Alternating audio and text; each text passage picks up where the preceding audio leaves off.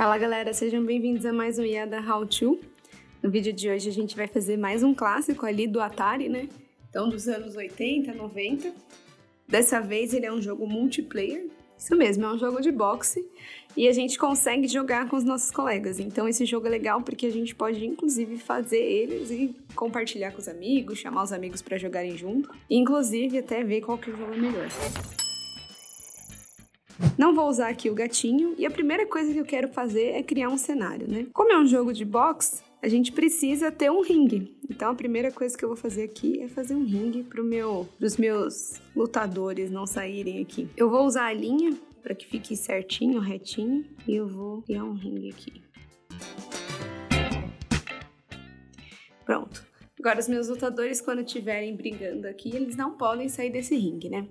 Outra coisa que a gente vai deixar o nosso jogo mais legal, peguei alguns cenários ali no Google, então eu procurei por Fight PNG, então eu encontrei essa imagem aqui, e eu vou colocar ela pra brilhar, pra mudar de cor, quando for começar a luta. E peguei também aqui, opa, fiquei errado, um outro ator aqui que pode ser o Versus, que ele pode ficar piscando também quando aparecer os nossos lutadores. Mas eu vou mexer nisso aqui depois. Vou só dar uma diminuída aqui no tamanho dele, porque tá muito grande. E aí daqui a pouco a gente mexe nisso tudo aí, beleza? Outra coisa que eu preciso fazer é também desenhar os meus atores, né? Então eu vou usar aqui essa ferramenta para desenhar. É lógico que vocês podem desenhar o jeito que vocês quiserem, quem são os seus lutadores.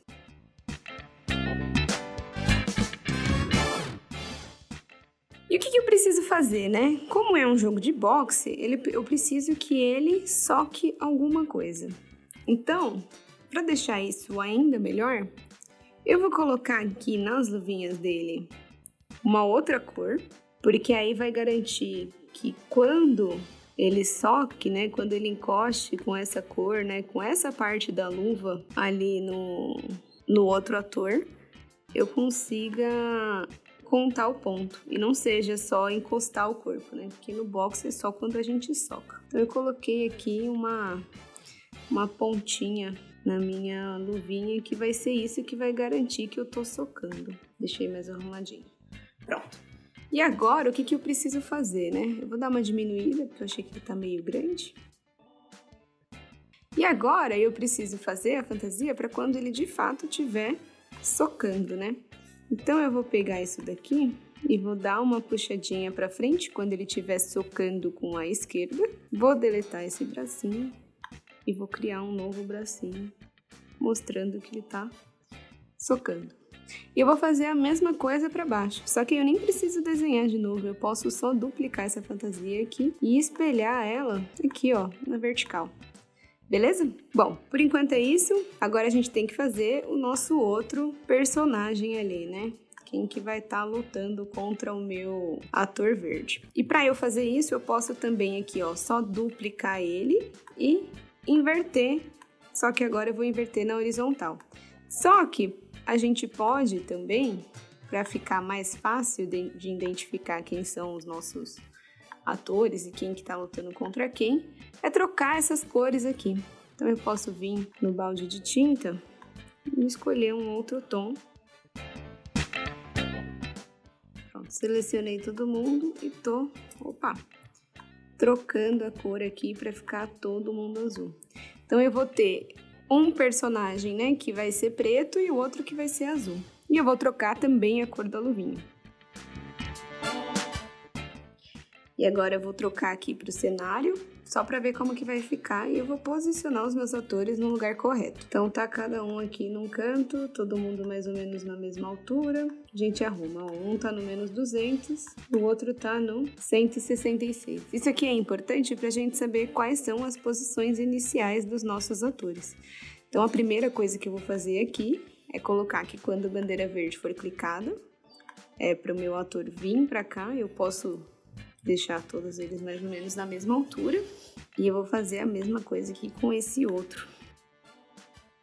Outra coisa que eu preciso fazer com que os meus atores não atravessem essas paredes aqui quando eles estiverem se movimentando, né? Então, como que eu vou fazer para movimentar eles? Eu vou pedir para eles irem para cima, para baixo, para frente e para trás, com um dos autores. E com o outro eu posso usar, por exemplo, o W, S, D e o A. Então, o meu ator 1, como ele está desse lado, eu vou falar que quando eu usar a tecla W, por exemplo, ele vai se movimentar para cima. Para ele se movimentar para cima, ele tem que adicionar 10 a Y. Vamos ver se está funcionando.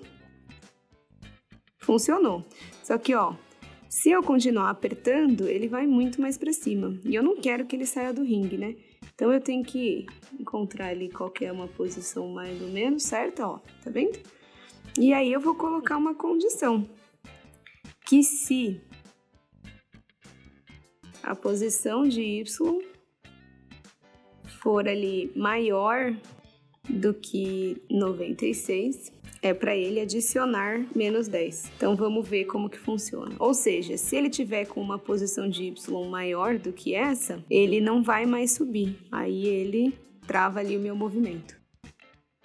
Olha lá, funcionou. Ele não sai ali do ringue. E eu vou fazer a mesma coisa aqui para baixo.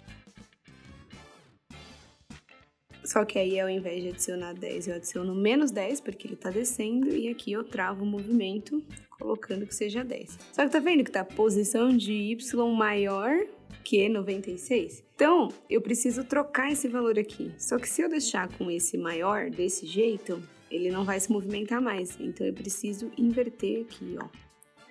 Se menos 123 for maior do que Y. Vamos ver se tá funcionando.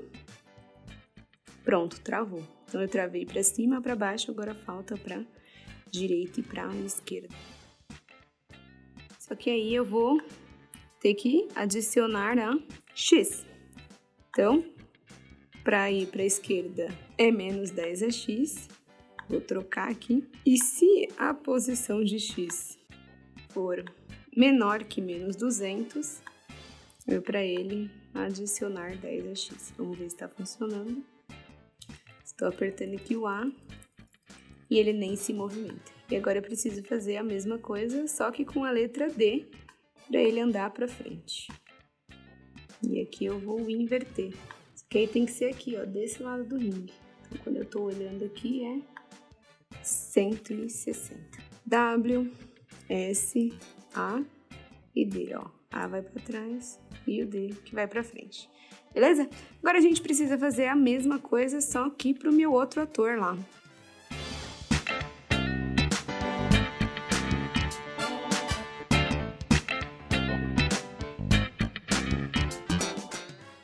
Agora a gente pode trocar também, programar essa troca de cenários aqui.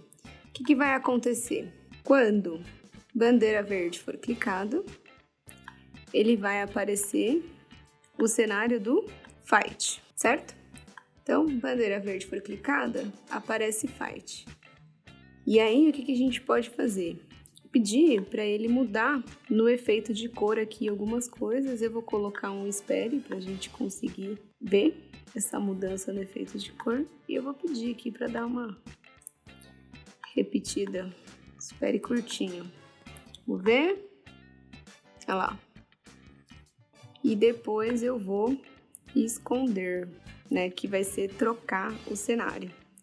E a gente pode trocar para o cenário do versus. A gente vê quem são os nossos atores ali, quem são os nossos lutadores. Então, eu vou pedir aqui para ele vir depois para o cenário versus. E esperar mais alguns segundos e aí finalmente trocar para o cenário que é o cenário do ringue ali, beleza? Preciso fazer aqui, definir depois que o efeito de cor é igual a 0, porque senão ele vai ficar trocando de cor toda vez. E o que a gente pode fazer? Pedir para os nossos atores só aparecerem quando ele for para o cenário do versus ali, por exemplo. Para eles ficarem escondidos quando a bandeira verde for clicada. Perdão, já temos um aqui, então a gente coloca aqui, ó, esconda. E quando o cenário trocar para o cenário do versus, eles aparecem. Deixa eu ver se aquela programação já veio para cá mesmo. Vamos ver. Legal, né? E agora, o que a gente pode fazer? Já colocamos os nossos atores para se movimentarem, já colocamos aqui essas trocas de cenário. O que a gente pode fazer? A gente pode criar os pontos. Como que eu vou criar o ponto? Quando os meus atores socarem uns aos outros, certo? Então, outra coisa que a gente precisa fazer é definir quais são as fantasias que vão começar. O meu ator sempre começa aqui com a fantasia 1, que é essa fantasia que eles não estão socando nada, que eles estão com o bracinho a 90 graus, certo? E aí eu preciso programar para ele socar. Então, o que eu posso fazer? Eu vou definir mais 2 teclas, uma tecla para ele socar com a direita e outra tecla para ele socar com a esquerda. Aqui no caso do meu ator azul, que é esse daqui, eu vou pegar teclinhas parecidas aqui, muito próximas. Então, vai ser o E para ele socar com a direita e o Q para ele socar para a esquerda. Esse aqui é com a esquerda, então esse aqui vai ser o Q e esse aqui vai ser o E. Vou pedir para ele trocar de fantasia rapidamente. Então, aqui, ó. Ele vai para a fantasia número 3 e espera um tempinho e depois volta para a fantasia número 1. Vamos testar e ver se tá bom. Tá socando meio devagar, né? Um soco de verdade é mais rápido. Então eu vou diminuir esse tempo aqui para ver se fica melhor. Ó, bem mais legal. E agora eu vou fazer a mesma coisa para ele socar com a letra Q.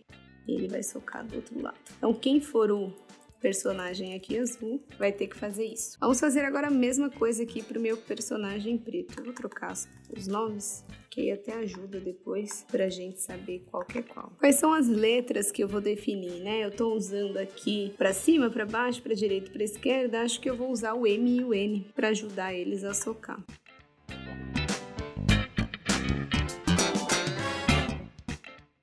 Olha que maluco, ele tá indo pra trás. Por que ele tá indo pra trás, né? O meu ator número 1, ele nem se mexe. Agora, o ator número 2 tá indo pra trás. Entre uma fantasia e outra, com certeza eu dei uma arrastada nele. E ele não tá no centro, tá vendo, ó? Esse aqui tá no centro, esse aqui também tá mais pra trás e esse mais pra frente. A gente consegue consertar isso puxando ele mais certinho, ó. Eu vou deixar a cabecinha dele bem no centro. Depois a gente só reposiciona ele.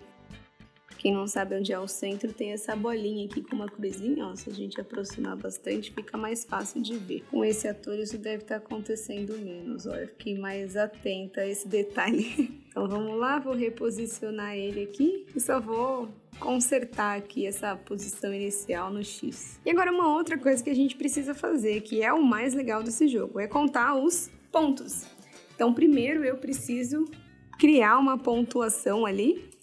Vou vir aqui nas variáveis e vou criar uma variável que seja ponto do preto. E vou usar essa aqui que já tem e vou renomear para ponto do azul, certo? A gente precisa mostrar elas aqui na tela, mas eu posso deixar ó, o ponto do preto, que é essa aqui, eu vou deixar em cima do preto. Vou deixar aqui no meio, inclusive. E a ponto do azul eu vou deixar para cá.